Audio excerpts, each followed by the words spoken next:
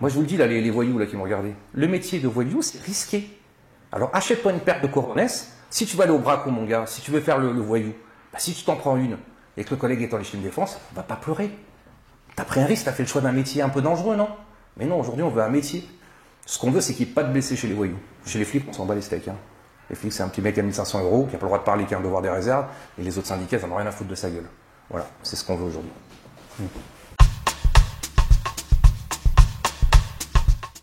Donc Bruno Attal, bonjour. Bonjour. Tout d'abord, pouvez-vous vous présenter un petit peu rapidement? Qui vous êtes? Que faites-vous?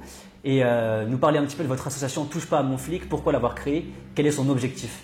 Alors, je m'appelle Bruno Attal, je suis gardien de la paix, donc depuis 23 ans.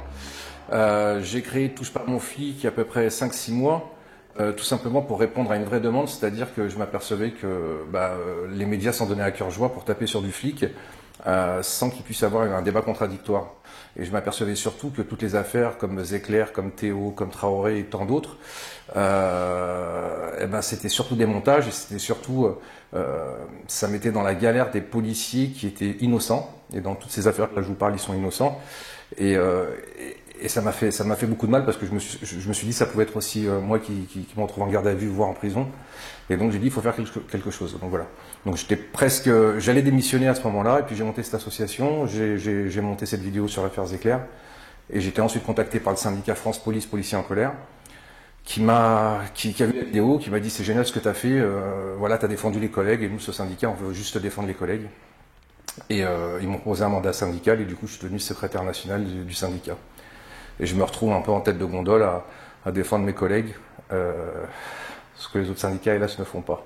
Voilà.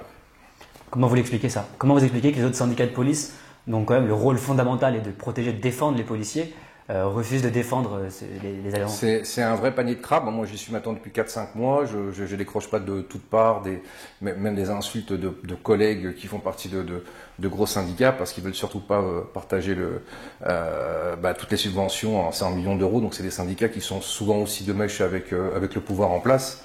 Je vous parle de ceux qui sont tout en haut de la pyramide. Hein, et qui ont des voitures de fonction, qui ont des grades plus rapidement que les autres, qui ont tout plus rapidement que les autres.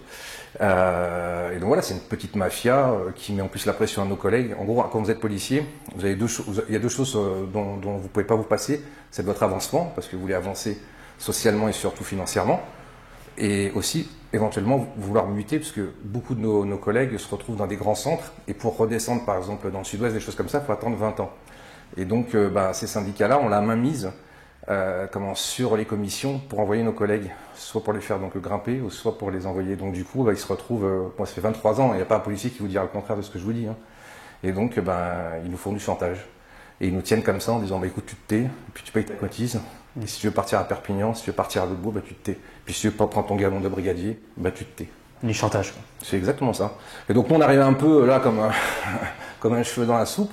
Et donc, nous, on dit, non, maintenant ça va être fini. Enfin, j'espère que mes collègues vont se réveiller parce que il faut voter. Et puis, il y a même pas mal de trucs dans les votes. On a déposé des plaintes, par exemple, parce qu'il y a beaucoup de tricheries aussi dans les votes, puisque c'est des codes qui récupèrent. Enfin, c'est toute une magouille. C'est vraiment la mafia. Le syndicalisme et la politique. Moi, je découvre ça. Politique, je connaissais un peu d'hommes politiques. Je savais que c'était pas, voilà. Mais le syndicalisme, c'est bien pire. Ce sont que des gens. Je vous parle encore une fois de ceux qui sont en haut, je ne parle pas des petits syndicalistes qui essaient de se battre pour leurs collègues, mais dès qu'ils veulent prendre une initiative, on les freine tout de suite en haut. Et donc voilà, donc c'est le jeu, et nous, je sais que j'aurai plein de croche-pattes avant les prochaines élections, et j'en ai plein déjà par rapport à ces syndicats, qui en plus m'ont proposé de les rejoindre, mais si je fermais ma gueule, ils ne sont pas tombés sur le bon numéro. Donc Bruno Attal, vous êtes donc policier, vous avez travaillé à la brigade des stupes, donc sur le terrain. Que pouvez-vous nous dire de l'insécurité en France? S'agit-il d'une réalité palpable ou bien d'un sentiment, comme l'ont affirmé plusieurs officiels du gouvernement? Je pense même au président Emmanuel Macron ou au garde des Sceaux Éric Dupond-Moretti. Alors, écoutez, là où ils vivent, je pense que oui, c'est un sentiment, effectivement. Quand on vit dans les beaux quartiers, c'est un sentiment d'insécurité, effectivement. Mais quand on voit ce qui se passe aujourd'hui, je vais vous donner un exemple. Je suis parti à l'étranger et puis la personne me dit, mais tiens, c'est bizarre, je comprends pas, les voitures européennes, quand vous mettez la première, il y a toutes les portes qui se ferment. Vous avez remarqué? Et je fais oui. Et donc je dis à cette personne, oui, c'est pour la sécurité. Ah bon? Mais pourquoi ça se ferme? Parce qu'on pourrait nous attaquer. Et la personne me dit, mais vous vivez où? Et voilà. Et finalement, les gens, enfin, les gens de mon âge, s'ils réfléchissent bien, moi, quand j'allais au supermarché, il n'y avait pas d'agent de sécurité avant. Quand j'allais à l'hôpital, il n'y avait pas d'agent de sécurité. Moi, ma mère, par exemple, me disait qu'elle pouvait sortir à minuit, 1h du matin, avec une jupe courte, il n'y avait pas de problème. Donc voilà, donc effectivement, il y a une vraie insécurité qui s'est développée. Il y a un vrai sentiment, et par contre, c'est pas un sentiment, c'est que c'est un laxisme total vis-à-vis de la petite délinquance, à qui on a laissé les quartiers, on les a laissés prendre des territoires de la République pour faire leur petit business, qui est à peu près sur le PIB, je crois que c'est 0,2, je crois que c'est 2 milliards d'euros. Et donc voilà, on les laisse, et surtout on n'y touche pas, on préfère aller emmerder, effectivement, le cafetier qui n'a pas contrôlé le pass sanitaire. Ça, par contre, on nous dit vas-y, parce que là, non seulement il va payer, mais en plus, il n'y aura pas trop d'emmerde. Alors qu'avec une racaille de cité, qui va un peu se débattre et qui va prendre un petit coup, alors là, on va dire, ouh là là, violence policière, tout de suite, il faut absolument faire quelque chose. Justement, face à cette explosion de la délinquance, on en parle assez peu, mais on voit que les policiers sont parfois les premières victimes. On constate une explosion des agressions directement envers les forces de l'ordre. S'agit-il d'un phénomène nouveau et comment en est-on arrivé à ce stade-là? Comment se fait-il qu'aujourd'hui, des délinquants, souvent jeunes, puissent s'en prendre directement, physiquement, aux agents de la paix? C'est le laxisme, c'est-à-dire qu'en plus, ces bien-pensants pensent qu'ils aident ces gamins. Et nous, on passerait pour les méchants de service. Quand vous êtes dans la victimisation, quand vous expliquez à un gamin que s'il ne trouve pas de boulot, c'est la faute des autres. S'il ne trouve pas un appartement, c'est la faute des autres. Donc forcément, et puis si il fait pas ce qu'il veut, c'est la faute des autres. Il restera toute sa vie dans la victimisation. Et donc quand il verra un flic, et puis en plus il sait très bien que rien ne lui arriver du tout, d'abord s'il est mineur encore moins, et en plus peut-être coup de chance, un pote va filmer, il va faire un super montage, et puis peut-être le policier va commettre une erreur, parce que nous on est la seule corporation du monde où on n'a pas le droit à l'erreur. C'est-à-dire tout le monde a le droit à l'erreur, pas nous. Alors si on est filmé, je vais même parler de ceux qui n'ont pas commis d'erreur, comme dans l'affaire Zecler ou dans l'affaire Théo, à qui on a fait un super montage. Voilà, pour bien les casser, mais je vous parle de celui qui ferait vraiment éventuellement une erreur. Il y en a, moi j'en ai fait plein des erreurs dans ma vie de policier, forcément, de se battre avec un individu, c'est pas une science exacte. Eh bien, voilà, ce petit voyou là, quelle chance, oh là là, et puis en plus je vais passer chez Hanouna, c'est génial, et puis je vais devenir une star, et puis je vais peut-être faire du rap, voilà. Et donc c'est exactement ce qu'on propose à ces gamins. Donc effectivement, ça explose, et si on regarde le ratio, combien de policiers meurent sur la voie publique aujourd'hui, et combien de voyous meurent sur la voie publique? C'est zéro. Et nous, on a des gens qui meurent. C'est-à-dire que même les statistiques, on voit très bien qu'il y a un réel problème. Donc il n'y a plus cette peur du gendarme, il n'y a plus d'autorité. Donc on fait ce qu'on veut. Maintenant, même dans les tribunaux, ils se lâchent les gamins. Même dans les tribunaux, ils insultent le parquet, le juge. Donc voilà. Donc voilà, je ne sais pas où ça va, mais en tout cas, on va se battre pour déjà pour défendre nos collègues, parce que nous, on est en première ligne. Et puis surtout défendre l'intérêt général. L'intérêt général, c'est qu'une dame puisse prendre le RER à 23h sans être obligée de s'habiller en circonstance. Ma belle-sœur me disait ça il n'y a pas longtemps. Moi, quand je prends le RER, je m'habille jamais pareil que quand je le prends pas.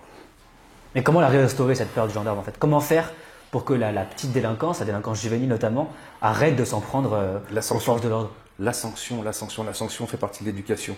J'ai eu un débat contradictoire il n'y a pas longtemps. On me disait, mais j'ai essayé la sanction. Mais on n'a jamais essayé la sanction. Et surtout, encore une fois, on n'est pas les méchants de service. Cette sanction, je vais vous raconter une petite histoire de flic. Quand j'étais en 94, donc j'étais avec des anciens, et on roule et on voit un petit de 15-16 ans qui est écrit sur une cabine téléphonique. Comme quoi, je ne sais même pas si vous savez ce que c'est une cabine téléphonique. Et donc on sort de la voiture, le môme nous regarde pétrifié. Mon collègue le prend par l'oreille. Là, on fait ça, alors là, il serait déjà en prison. Il lui met un coup de pied au cul. Il le jette dans la voiture, lui dit où tu habites. Le gamin tout de suite lui dit où il habite. On arrive, on voit une voiture de police. Le père qui descend en furie, il chope le môme, il lui remet un deuxième coup de pied au cul. Et le lendemain, la cabine téléphonique était nettoyée. Et ce gamin-là, on l'a plus jamais revu. Voilà, on a sauvé ce gamin avec 2 petits coups de pied au cul. Avec une police qui a fait son boulot. Mais effectivement, aujourd'hui, ça serait tout le contraire. Je chope un gamin qui fait une connerie. Mon Dieu, alors là, c'est interpellation dans les... Voilà, donc je vais pas... Donc voilà, on a laissé faire, et c'est coupable, donc tous ces responsables politiques qui ont laissé faire et qui ont laissé ces gamins s'installer dans la victimisation, aujourd'hui, ils vont me traiter moi d'extrémiste parce que je veux les sauver, moi, ces gamins, parce que eux, ils veulent juste sauver leur conscience, ces politiques. Ils veulent juste bien dormir parce qu'ils habitent dans les beaux quartiers, ou les people, ou ça, ils veulent bien dormir, ces gens-là. Mais leur conscience, ça doit quand même les travailler. Parce qu'on n'est pas un gamin en lui disant que de brûler une voiture, c'est juste parce que j'en ai marre. Moi, je suis né en cité. On est 4 garçons qui on est nés en cité. On ne pleure pas. On s'est battu. Moi, j'ai fait tous les pires jobs qui existent. Donc, la victimisation, en vérité, c'est la pire chose qui peut arriver à un gamin. C'est-à-dire qu'il s'en sortira jamais s'il pense que c'est la faute des autres. C'est toujours la faute des autres.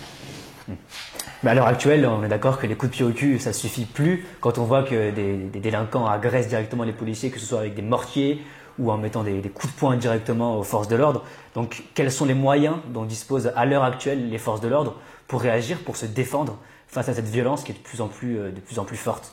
Nous déjà, nous on demande un changement immédiat et très rapide de la légitime défense parce qu'elle n'est plus adaptée aujourd'hui à ce qui nous arrive. C'est-à-dire que quand vous avez un gamin ou un adulte, parce que toujours, vous voyez, même moi je me fais prendre dans le jeu des islamo-gauchistes c'est des gamins, il y a un petit côté oh le pauvre gosse, c'est un petit merdeux qui met ma vie en danger, c'est un petit merdeux qui a brûlé mon collègue il n'y a pas très longtemps. Donc faut arrêter un peu, vous savez, dans l'affaire Théo, on disait pas Théo, on disait le petit Théo, le mec fait 1m90 quoi. C'est comme ça, c'est-à-dire que même nous on se fait avoir ou la police de proximité pour les polices, vous mettez un truc sympa, proximité. Alors c'était un truc en vérité, c'était une fumisterie ce truc-là. Ouais. Moi j'ai fait la police de proximité, vous savez ce qu'ils nous demandaient? J'étais à Goussainville, ils nous demandaient d'aller serrer la main au dealer. Je vous promets, c'est vrai. Ils me disaient, ah non, c'est la police de proximité maintenant, c'est fini, on n'interpelle pas. Et du coup, c'est vrai que ça se calmait dans la cité, parce qu'on leur serrait la main, ça va le business, ouais, ça va. Je vous promets que la police de proximité, c'était les mains courantes judiciaires. On a créé des procès-verbaux, mais qui ne rentrent plus dans les statistiques des plaintes. Ça s'appelle une main courante judiciaire. Ça ne rentre plus dans les statistiques des plaintes. On te casse ton rétro, boum, hop, main courante judiciaire. Parce que c'est contre X. Et voilà. La police de proximité. Avant que la police soit proche, à l'époque où on mettait des coups de pied au cul, on allait dans un café, on allait dans un cinéma, on allait n'importe où chez un commerçant. Il nous racontait tout ce qui se passait. On lui faisait sauter des fois son petit PV. Et puis voilà, c'était ça la police de proximité. Moi aujourd'hui, niet, il n'y a plus de la police de proximité. Il faut d'abord une police dont les voyous aient peur de la police. Ça me semble tellement évident. J'ai peur de me faire attraper. Mais là, c'est même carrément une victoire s'ils sont attrapés, parce qu'ils font leur garde à vue, ils vont sortir comme des caïds. Et puis, même s'ils font un peu de prison, même les prisons c'est une catastrophe. Moi, je parlais avec des agents pénitentiaires, vous savez ce qu'ils me disent? Ils me disent, mais c'est pas nous qui les gardons, c'est eux qui nous gardent. Ah ouais, dans les prisons, ils me disent, mais c'est eux, mais moi c'est eux qui choisissent. C'est eux qui nous menacent. Ah mais les prisons, c'est le Club Med. Les prisons, c'est le Club Med. Voilà, c'est-à-dire qu'ils ont tout ce qu'ils veulent. Et alors si, pour pas mentir, quand je parle avec une petite racaille, il me dit, bon, j'avoue, la prison, c'est comme dehors, sans les meufs. Voilà, c'est comme ça qu'ils nous disent, voilà ce qu'ils nous disent, les petites racailles. Donc tout ça, il faut le changer. Mais encore une fois, il faut le changer, un, pour l'intérêt général et pour nos concitoyens, mais deux, pour ces gamins qu'on pourrait aider, qu'on pourrait leur dire, hey, mon gars, t'as pris le mauvais chemin. Mais bon, ça, il faut des volontés politiques et pour l'instant, ça risque pas d'arriver. Donc vous militez également pour, comme vous le disiez, réformer le droit à la légitime défense pour un policier. Comment ça se passe concrètement? C'est-à-dire qu'à partir de quand, en fonction de la situation, un policier pourrait faire usage de son arme à feu? Alors aujourd'hui, jamais. Moi j'ai des vidéos où des collègues ont l'arme en main et voient un individu en train de porter un coup de couteau. Donc là, en plus c'est une légitime défense à autrui. Et ben, le policier ne tire pas parce qu'il sait très bien ce qui va lui arriver. Regardez là, j'ai 2 collègues en garde à vue aujourd'hui là de Stein parce qu'ils ont tiré. Nous déjà, ce qu'on voudrait, c'est une procédure. Déjà, plus de garde à vue systématique. Au nom de quoi on place en garde à vue un policier si les besoins de l'enquête ne le nécessitent pas? Au nom de quoi?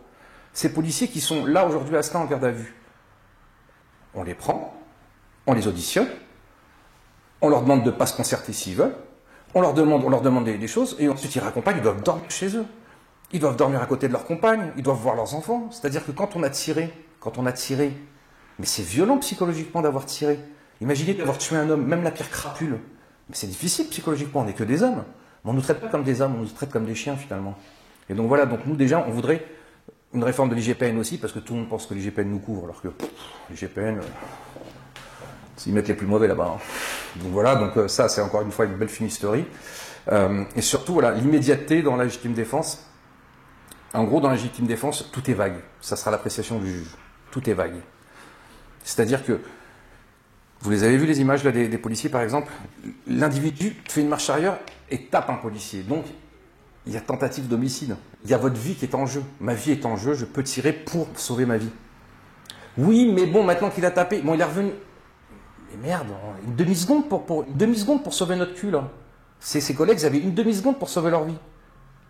Alors, effectivement, alors quand il y a Éric Masson qui meurt, alors là, on voit tous les officiels qui pleurent, qui disent « Ah, mais il est génial, Éric Masson. » Mais Éric Masson, il aurait tiré, ça se trouve, il sera au placard, là. C'est-à-dire qu'il y a deux poids, deux mesures. C'est-à-dire qu'on ne fait même pas le procès du délinquant, on fait le procès du flic. Et donc cette légitime défense, elle doit être réformée, mais le plus rapidement possible. Que le bandit en face sache que le métier de voyou est risqué. Moi, je vous le dis, là, les voyous là, qui m'ont regardé, le métier de voyou, c'est risqué. Alors, achète-toi une paire de coronets. Si tu vas aller au braco, mon gars, si tu veux faire le voyou, bah, si tu t'en prends une et que le collègue est en légitime défense, va pas pleurer. T'as pris un risque, t'as fait le choix d'un métier un peu dangereux, non? Mais non, aujourd'hui, on veut un métier. Ce qu'on veut, c'est qu'il n'y ait pas de blessés chez les voyous. Chez les flics, on s'en bat les steaks. Hein. Les flics, c'est un petit mec à 1500 € qui n'a pas le droit de parler, qui a un devoir des réserves, et les autres syndicats, ils n'en ont rien à foutre de sa gueule. Voilà, c'est ce qu'on veut aujourd'hui. Donc selon vous, le fait que, je reviens sur l'affaire de Stein, les deux officiers de la BAC qui ont fait feu, la menace était proportionnelle. Ils ont eu raison de tirer. Mais la proportionnalité, pareil. Je donne un exemple. C'est à Herblay. 2 policiers dans leur voiture. 2 individus arrivent qui ne sont pas armés. Ils en découdent avec les policiers perdent la bagarre. Ils prennent l'arme des policiers et leur tirent dessus. Si les policiers avaient tiré, c'était pas proportionné. C'est 2 hommes à main nue. Nous, on dit, dans mon syndicat, tout assaillant, tu veux en découdre avec un policier? Tu viens sur moi pour me porter des coups? Ben écoute mon gars, réfléchis bien. Alors on peut parler de sommation, on peut parler de tirer peut-être dans les jambes, on peut parler de tout ça. Mais le policier qui n'a pas d'autre arme, il n'a pas d'autre moyen de se défendre que son arme s'il n'est pas habilité au taser, si il fait 1m70 et se retrouve avec 2 individus de 2 mètres, eh ben, il faut qu'il puisse sauver sa peau. Et il faut surtout mettre dans la tête là, le crâne de ces voyous qui risquent leur peau. Et vous allez voir, ça fera du gagnant-gagnant. C'est-à-dire en face, ils ne toucheront plus à un flic. Et ça sauvera des vies chez les flics et ça sauvera aussi des vies chez eux. Voilà, donc ce laxisme en vérité, il tue. Donc encore une fois, il faut défendre les policiers. Les policiers, c'est des pères de famille, des mères de famille qui pour un travail, un salaire de misère, se battent pour l'intérêt général. Donc c'est eux qu'il faut défendre. Et donc voilà, donc cette légitime défense, elle est inadaptée. C'est juste à l'appréciation d'un juge, est-ce qu'il aurait dû, est-ce qu'il aurait fait? Mais viens, là les contradicteurs, venez savoir ce que c'est que d'avoir une demi-seconde pour réfléchir, pour sauver ta peau. Entre la peur, l'effet tunnel, ils ne savent pas ce que c'est. Il n'y a pas un policier qui se lève le matin qui dit tiens, je vais tuer quelqu'un aujourd'hui. Ça n'existe pas. Donc il faut absolument changer ça. Et nos politiques, de toute façon, voilà, il y avait Éric Masson, les syndicats majoritaires, ils sont 4. Ils ont dit on fait une intersyndicale, ils sont mis à 4. C'est ceux qui prennent le pognon. Hein. Les 4 qui prennent du pognon en millions d'euros, qui prennent des immeubles et tout. Hein, Ils ont fait 4, ils ont dit c'est une intersyndicale. Et puis ils n'ont pas invité les petits syndicats. Ben non, parce que voilà, ils ont pleuré, blablabla. Et qu'est-ce qui s'est passé depuis Éric Masson? Il ne s'est rien passé. Réforme de la légitime défense? Non, rien. Il ne se passe rien. Voilà. Donc est-ce qu'en fait, finalement, si je comprends bien, vous voudriez un modèle un petit peu à l'américaine où la légitime défense est assez élargie et les forces de l'ordre peuvent tirer vraiment dès qu'elles estiment qu'il y a une menace? Non, non, c'est pas ça non plus aux États-Unis. Moi, je veux pas du tout j'ai pas envie d'avoir une police à l'américaine où moi je vois, de ce que je vois, effectivement, qu'il y a des réelles victimes. Moi, une personne qui tire dans le dos, il n'y a pas de menace. Donc non, c'est pas une police à l'américaine que je veux.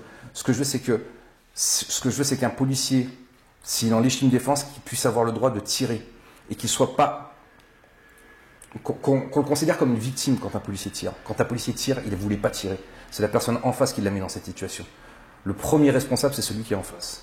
Et ensuite, le policier, effectivement, on doit faire une enquête, on doit voir, effectivement, et s'il a fait une erreur, il en dormira plus jamais à la fin de sa vie, c'est-à-dire il sera déjà sanctionné.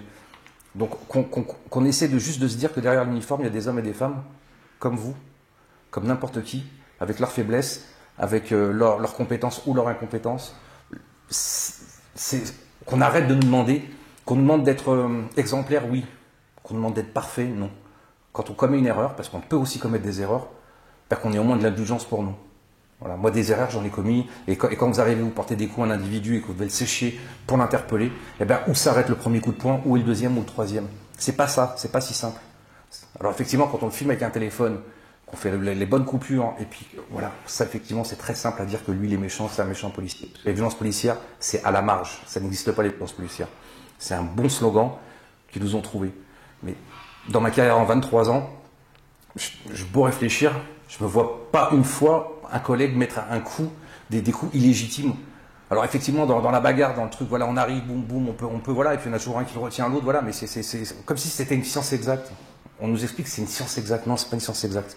Et de toute façon, ceux qui veulent nous expliquer, comme la clé d'étranglement, ceux qui veulent nous expliquer, ils ont jamais marché en banlieue parisienne. Ils marchent sur les trottoirs du 7e, ces gens-là. Ah, ils sont dans les beaux ministères. Mais moi, je leur demande qu'ils m'invitent, qu'ils viennent me montrer comment ils font sans clé d'étranglement. Aujourd'hui, quand on va se battre avec un individu, on doit tout de suite penser à pas lui faire du mal à lui. C'est le premier truc.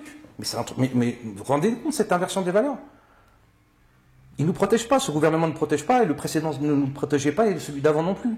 Ce sont des gens qui sont hors sol. Voilà. Par contre, de surarmer leurs services de sécurité, parce que service de protection de votre personnalité, je peux vous dire qu'ils ont 2 armes. Ah, eux, ils sont surarmés pour les défendre. Donc là, par contre, ils n'y voient pas d'inconvénient. Le Mélenchon qui veut nous désarmer, j'espère qu'il arrivera au pouvoir, mais si un jour il arrive au pouvoir, M. Mélenchon, ben, j'espère que votre service de sécurité ne sera pas armé. Parce qu'il n'y a jamais eu de demande dans le service de sécurité de la présidence, me semble-t-il. Donc, il ne devrait pas être armé. Mais y a-t-il pas quand même un problème de formation directement en école de police? On voit souvent sur des vidéos d'interpellation que les policiers sont obligés de se mettre à 3, 4, voire 5 contre un seul individu pour réussir à l'arrêter, à l'immobiliser et à l'interpeller. Comment cela se fait-il? Non, mais c'est des techniques enseignées à l'école de police. C'est-à-dire que c'est bizarre cette question, parce qu'en réalité, cette question, c'est vraiment, ça prouve que vous ne savez pas ce que c'est l'interpellation. Plus on sera en sécurité, et plus l'individu interpellé sera en sécurité. C'est-à-dire que ce n'est pas un combat de gladiateurs. Moi, je ne suis pas une racaille qui veut savoir si je suis plus fort que l'individu en face. Ça ne m'intéresse pas de savoir si je suis plus fort physiquement. Moi, je suis là pour interpeller un individu. Moi, ça m'est déjà arrivé de voir un individu qui est un peu carré. Je pensais que je pouvais le maîtriser comme je voulais, mais j'ai quand même appelé des renforts. Pourquoi je vais me prendre... Pourquoi je vais prendre un risque sur mon intégrité physique? Cet individu vient de commettre un délit, j'attends des renforts, j'interpelle, voilà. Mais non, c'est pas du 1 contre 1, justement. Dans les médias, j'entends souvent ça. Sur Affaires Éclairs, là, c'était Bourdin, vous savez, le grand intellectuel, le journaliste intellectuel, qui disait à Linda Kebab, aussi une grande déléguée syndicale qui parle très bien. Pour parler, elle parle très bien. Après, bon, derrière, il n'y a pas grand-chose. Mais bref. Et qui lui expliquait, il dit, dans Affaires Éclairs, à 3 contre 1. C'est-à-dire, dans l'inconscient collectif, 3 contre 1, c'est un policier, quand il doit interpeller, il doit être à 1 contre 1. C'est ce qu'on nous explique. Comment ça? Mais moi, je suis pas rentré dans la police pour me battre avec les gens. Moi, je suis rentré dans la police pour sur la sécurité des personnes et des biens, et donc ma sécurité aussi. Ah, mais c'est à 3 contre 1. Ouais. Imaginez cette bêtise, quoi. Comment on peut... Non. Interpeller un individu, c'est très compliqué. Qui veut pas se laisser faire, c'est très compliqué. Donc il y a des techniques, effectivement, on nous enlève à chaque fois des techniques, donc bientôt c'est avec des roses. Moi je pense que la nouvelle technique du prochain gouvernement, ça sera avec une rose, laisse-toi interpeller. Ben voilà. C'est assez... Mais c'est laquelle la technique la plus efficace pour interpeller un individu? Il n'y en a pas, c'est-à-dire que ça va être sur le moment même. C'est-à-dire le mec peut être... la clé d'étranglement, je trouve que c'était la meilleure parce que c'est celle où on peut maîtriser, où on peut y aller, mais c'est dangereux. C'est-à-dire que la violence, c'est dangereux. Et là, nos politiques découvrent que la violence, c'est dangereux. Il y a des matchs de judo, il y a des morts. Il y a des matchs de boxe où il y a des morts. Il y a le rugby, boxe. Il y a des morts. Est-ce que c'est une science exacte? Non. Celui qui résiste à la police, celui qui agresse la police, c'est lui, c'est sa responsabilité à lui ensuite de se retrouver dans une situation où le policier doit utiliser la force strictement nécessaire. Je suis d'accord. Mais est-ce qu'on croit que c'est un, comment ça s'appelle, qu'on a un tuto où on dit, ah bah c'est comme ça. Non, on est là, on est en train de se chiffonner avec un gars, puis on le tient, puis voilà, et puis boum. Ben ouais, mais vous savez, 99% de nos concitoyens, ils savent très bien que s'ils respectent la police, ben ils n'auront pas de problème. Alors il y a des flics cons, hein. Je suis pas passé pour le savoir, mais il y a des flics cons, ok. Ben, moi, quand j'ai un garagiste con, ben, je prends sur moi. Ben, quand il y a un flic con, on prend sur soi. Puis voilà, c'est comme ça. Et puis si on n'est pas d'accord, ben, on écrit au procureur de la République. On écrit, voilà, c'est aussi simple que ça. Mais si on veut en découdre avec un policier, il y a 30 ans, jamais personne pensait qu'on peut en découdre avec un policier. Aujourd'hui, c'est quelque chose de normal. Avec Mélenchon, hein. Enfin, Mélenchon, carrément, il pousse, machin. Enfin, le gars commet une infraction, et vous lui posez la question, il va vous dire que non. Hein. Il va vous dire que c'est police politique, quoi. Si on estime que le policier a mal fait son boulot et qu'on est qu'on est victime, monsieur l'agent, je déposerai plainte contre vous. Vous m'interpellez, il n'y a pas de problème, monsieur, je vous suis. C'est aussi simple que ça. Hein. Vous évoquiez tout à l'heure l'IGPN, j'aimerais qu'on y revienne. On voit à gauche, à droite des accusations selon laquelle l'IGPN couvrerait en permanence les policiers, qu'il y aurait une véritable indulgence envers les policiers qui sont dans des affaires d'interpellation un peu violentes. Qu'en est-il réellement? C'est une belle fake news. Mais par contre, ils ont gagné. Je pense que les gens qui disent que l'IGPN couvre les policiers, ils ont gagné. C'est-à-dire que, effectivement, comme c'est assez opaque, on peut croire que l'IGPN nous couvre. Alors que l'IGPN est d'abord aux ordres du gouvernement. Et le gouvernement, c'est lui qui décide. Parce que nous, on a une sanction administrative et une sanction pénale. Et donc, c'est le même policier qui va faire ça. Donc, moi, je veux dire qu'il y a une grosse partie de l'IGPN avec laquelle je ne suis pas très copain. Pourquoi? Tout simplement, c'est parce qu'on met les plus mauvais. Alors, il y a une partie de l'IGPN, j'en parlais avec un pote à moi, mon meilleur ami, qui me disait non, mais moi j'ai bossé avec l'IGPN, qui font des filoches et tout ça, et qui essaient d'attraper les crapus dans la police, qui font des magouilles, tout ça. Il me dit ça, c'est une vraie police d'investigation. Mais tous ceux là qui aiment bien nous faire la peau, là, en réalité, c'est des flics. C'est le service, c'est des flics, ils n'ont jamais attrapé un voyou. Ils n'ont jamais attrapé un voyou, alors on les fout là-bas. Bah, ils vont se faire du flic, ils sont super contents. Vous savez, dans une grosse boîte, il y a toujours le petit chef, celui qui sait le mieux que tout le monde, là. Vous allez par exemple à l'IGPN, ils sont tous majors, c'est le grade le plus haut. Ils sont tous majors. Ben oui, toute leur carrière, ça s'est bien passé, hein, ceux-là. Hein. Puis ils arrivent, et puis sur l'affaire Zecler, ils n'arrivent même pas à voir que les collègues sont enfermés. Ah, ils leur ont mis de la pression, certainement, à mes collègues sur l'affaire Zecler. Ah, ils ont joué les caïds, hein, les collègues de l'IGPN. Hein. Ah non, non, moi je veux bien une réforme, hein. Mettez-moi ce que vous voulez, mais mettez déjà des flics impartiaux, parce que eux, ils sont tellement l'habitude d'avoir le doigt sur la couture. J'ai un collègue qui était dans l'affaire Rodriguez, celui qui a perdu son œil, et il entendait au téléphone le commissaire là, de l'IGPN qui disait oui, c'est bon, il va avouer, vous vous inquiétez pas, oui, il va avouer. Bah oui, il y a de là-haut, il disait oh putain, c'est Rodriguez. Alors que le mec il est innocent en plus. Le mec est innocent. D'ailleurs, je voudrais m'adresser à M. Rodriguez. Ça serait bien de présenter vos excuses, M. Rodriguez, au tireur du LBD. Parce que maintenant, c'est officiel, c'est pas lui qui vous a tiré dessus. Pourtant, vous l'avez accusé, M. Rodriguez. Vous avez accusé un innocent. Il était placé en garde à vue, il a été sanctionné, ce policier. Ben oui, mais ce policier est innocent, il vous a jamais tiré dessus, M. Rodriguez. Mais non, mais on s'en fout, c'est un policier. On l'a accusé à tort, il a été en garde à vue, il a été sanctionné, il a été suspendu, il est mis en examen. Ah, mais c'est un flic. Ah ben c'est un flic, on s'en bat les steaks, voyons. De toute façon, il n'a même pas le droit de parler. Pourquoi on va s'en foutre? Voilà. Mais vous évoquez quand même les manifestations des Gilets jaunes.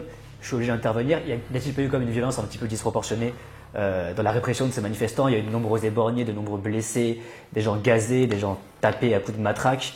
On peut se poser la question, justement, vous évoquez le deux poids, deux mesures par rapport au pass sanitaire. N'y a-t-il pas un deux poids, deux mesures aussi quand il faut réprimer des manifestations comme ça et quand il faut intervenir en banlieue? Alors, déjà, moi j'en ai assez qu'on parle des éborgnés. Il y a 32 éborgnés, il n'y a pas 32 victimes. Hein. Là-dedans, il y a des black blocs, hein. Il y a des violents, il y a des radicalisés. Donc chaque affaire est différente. D'accord? Alors, peut-être sur certaines affaires, il y a un connard de flic. Peut-être. Et peut-être pas. Et peut-être qu'il y a 32 connards de flics. Peut-être. Chaque affaire est différente. Il faut laisser la justice bosser. Maintenant, encore une fois, je ne me vois pas un collègue le matin se lever en disant tiens, je vais éborgner un mec. En plus, c'est même pas le LBD. Il y a beaucoup de brigades de désencerclement qui ont été données à des policiers qui n'étaient pas adaptés pour le maintien de l'ordre, mais plutôt pour l'insurrection. Donc, on a mis dans les mains de nos collègues des grenades qui n'étaient pas adaptées. Ensuite, on a mis des collègues qui n'étaient pas formés au maintien de l'ordre. On a laissé rentrer les black blocs. Donc, c'est-à-dire que c'est génial de faire détester sa police par la population. Il faut surtout faire ça. Il ne faut surtout pas qu'on nous aime. Et donc maintenant c'est simple, celui qui veut me donner des leçons, qui vient faire du maintien de l'ordre, moi je n'en ai jamais fait du maintien de l'ordre. Mais se retrouver avec 50 gars qui vous foncent dessus et que vous avez un flashball dans les mains, ben je ne sais pas comment ça se passerait. Alors encore une fois, chaque enquête, s'il y a des collègues qui ont fauté, ils seront sanctionnés. Mais en tout cas, je ne pense pas qu'il y en a un sur les 32 qui s'est levé qui dit tiens, je vais éborgner un mec ce matin. Je ne pense pas que ça se passe comme ça. Et donc quand on parle de violence disproportionnée, encore une fois, moi j'en appelle au... Moi, je suis anti-pass sanitaire. Dans mon syndicat, on a pris plutôt cette position, même s'il y en a qui sont contre. Et nous, dans le syndicat, on a une liberté de ton et de parole. Nous, on est plutôt anti-pass sanitaire.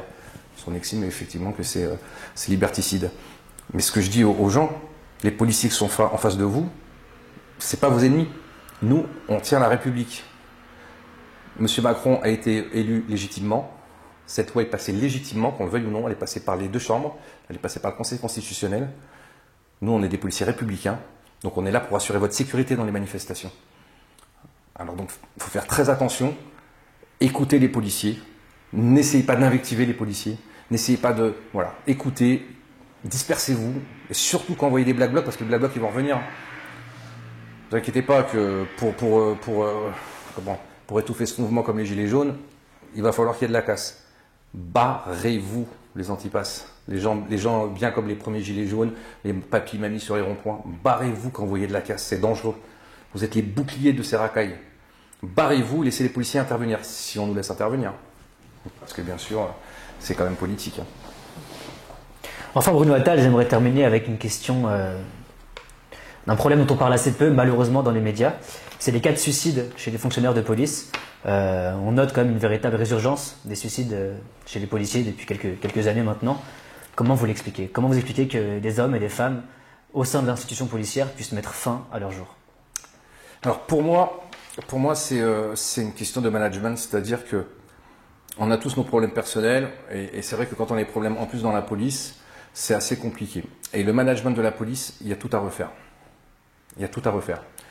Un policier peut se retrouver très très facilement isolé. Je vais vous donner un exemple. Moi j'ai un major, on a un groupe WhatsApp ou c'est un autre support, et qui met par exemple, qui envoie, qui dit pour ceux qui sont malades, faites attention, parce que du coup, on va être obligé de rappeler des collègues à vous. Donc celui qui a envie pardon, c'est même pas lui qui a envie, c'est son médecin qui lui dit là vous n'êtes pas très bien en ce moment, levez le pied, n'y allez pas, je vais vous arrêter. Cette hiérarchie va tout faire pour dire à ses collègues, regardez, lui il en aurait maladie. Vous voyez ce que je veux dire? On a besoin de ses collègues, donc du coup il va venir bosser, puis il va pas être bien, et puis il a ses problèmes familiaux, il a tout ça. Et tout ce management-là est mal foutu. Ils n'ont pas compris que les grandes entreprises américaines ont compris qu'un employé qui est bien dans son boulot, il sera beaucoup plus rentable, il sera beaucoup plus productif. Aujourd'hui, quand vous allez dans un commissariat, c'est crasseux. Les conditions de travail sont déplorables.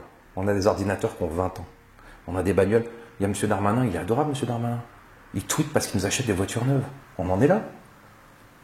On a acheté des voitures neuves à la police. Vous avez déjà vu une administration qui se vante d'acheter des voitures neuves à son administration? C'est normal de nous acheter des voitures neuves. Mais on travaille tellement dans des conditions dégueulasses, dans des locaux dégueulasses, en plus la pression...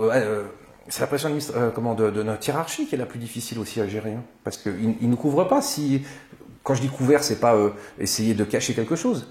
C'est-à-dire que si je commets une erreur, on va pas me dire Bruno, putain, t'as déconné, voilà, par exemple, sur ce truc-là, t'aurais pas dû faire comme ça, ton PV, tu l'as mal fait, voilà, t'as fait une erreur. Non, c'est pas. Tout ce management-là, avec une hiérarchie très verticale, parce que nous on a 3 corps, on a le corps des gardiens de la paix, des officiers, des commissaires. Un commissaire, il a 25 ans, 26 ans, il sort d'école. Et moi, quand je le vois, je dois me lever, je lui dire mes respects, monsieur. Et il s'est même pas s'essuyer tout seul. Donc voilà, on nous met des gamins de 26 ans, 27 ans qui vont nous donner les ordres, ils ne savent même pas. Donc voilà, moi je suis plutôt, alors je n'en ai pas parlé avec mon syndicat, mais je suis plutôt pour une police à l'américaine, où effectivement là, vous commencez gardien de la paix, vous savez ce qu'est le métier de gardien de la paix, vous avez ces sensations-là, et puis les meilleurs vont monter, et puis ensuite arriver en haut. Mais là, on nous prend quoi? On nous prend des bacs plus 6. Vous savez comment ça fonctionne, un commissaire? Un commissaire, vous savez combien il prend de pognon, de primes? Des 30 et 40 000 euros par an. De primes? Ouais. Parce que et il est bien payé, hein, parce que chaque statistique qu'il va remplir, il aura sa prime. Donc il nous mettra la pression à nous. Et tes stats là. Et moi je veux ça. Et puis je veux des mises à disposition. J'en veux. Parce que quand la semaine prochaine il y a la réunion, il y a tous les commissaires autour et tu as le préfet qui dit alors là vous en êtes où avec vos statistiques? Voilà, c'est comme ça. Et nous on nous met la pression. Donc tout ce management là, il n'est pas pour l'intérêt général. Et si demain un ministre de l'Intérieur arrive et nous dit ok, on va changer ces techniques de management, il aura les résultats dans combien de temps? Dans 3, 4 ans, 5 ans. Donc il ne pourra même pas s'approprier un truc bien. C'est ça la politique d'aujourd'hui. C'est qu'il faut des résultats tout de suite. Donc c'est pour ça que je vous dis, de voir autant de suicidés chez nous et de voir que les autres syndicats n'ont rien à foutre. Parce qu'ils font quoi pour nos collègues? Enfin, dans l'affaire Zecler, ils osent même pas se prononcer. Ils disent rien. Personne. Qui connaît Linda Kebab? Au début, je lui ai envoyé des messages. Je lui ai dit, mais prononcez-vous. Enfin, putain, c'est des petites gens, c'est des mecs qui sont dans la merde. L'affaire Théo, le collègue de l'affaire Théo. Mais l'autre, c'est une crapule. Il a tabassé mes collègues. Il a dit qu'on l'avait mis dans l'anus, on ne l'a pas mis dans l'anus. Il a menti sur les procès-verbaux. Il a pris Dupond-Moretti comme avocat qui est venu. Notre syndicat on a déposé plainte. Ils sont où les autres syndicats pour nous aider à déposer plainte contre Dupond-Moretti, qui a quand même violé le secret de l'instruction, qui a violé le secret professionnel, qui a diffamé la police, qui a porté atteinte à la présomption d'innocence. Ils sont où les autres syndicats? Vous savez où ils sont les autres syndicats? Ils vont essayer de me faire des croche-pattes pendant 1 an, avant les élections. Ils ont commencé à fouiller dans mon dossier, les autres syndicats. C'est un panier de crabes. Donc voilà. Donc on va se battre pour les collègues.